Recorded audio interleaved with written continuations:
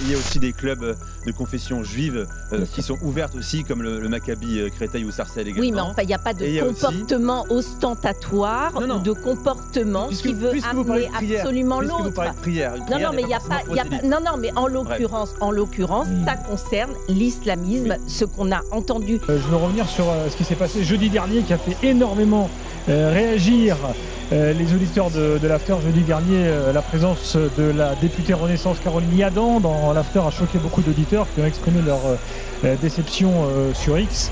Je veux dire ce soir à tout le monde que si nous avons choqué toute une communauté, eh bien, c'est que nous avons raté cette soirée, clairement.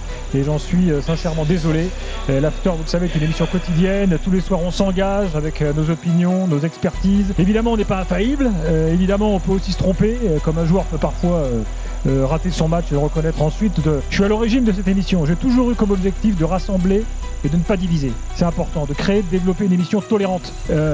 L'émission de jeudi a fait débat entre nous, dans l'équipe de l'After, même encore ce soir. Je veux d'ailleurs dire à Walid et à Cherchour qu'il sera toujours le bienvenu parmi nous, que l'After c'est sa maison et qu'on l'aime, Walid.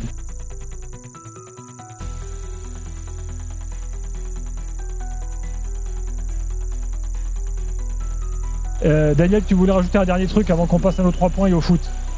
Écoute, tu as été parfait. Juste évidemment depuis jeudi, et c'était évident, forcément l'émission qui fait beaucoup de jaloux parce qu'on a beaucoup de succès et beaucoup de gens nous veulent également du mal.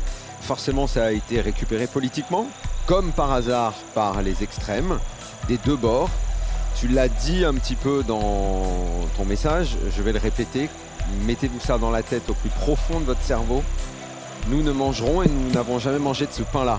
On peut avoir des opinions, on peut en débattre. Vous pouvez venir me rentrer dedans, dire tout ce que vous avez à dire, on sera là, on répondra. On ne s'est jamais caché, on ne se cachera jamais. Les jaloux, les malfaisants, on en fera notre affaire, pas de problème.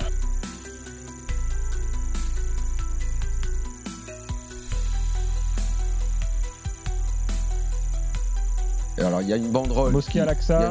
Il y a une banderole qui est un message de paix, donc ça c'est quelque chose de positif. Mais la banderole ne va Sauf pas que avec sur le tifo, sur le tifo, il n'y a rien comme message de paix, puisque c'est même un message ultra violent. C'est un message de guerre qu'il y a sur tout le sur les dessins, tu veux dire. Sur les dessins, sur les dessins. Voilà. Moi je suis absolument d'accord avec toi. Effectivement, ça m'a beaucoup touché, ça m'a fait de la peine, ça m'a fait chier. Je dis que c'est pas le moment, c'est pas voir ça. Franchement, ça m'a foutu la gerbe.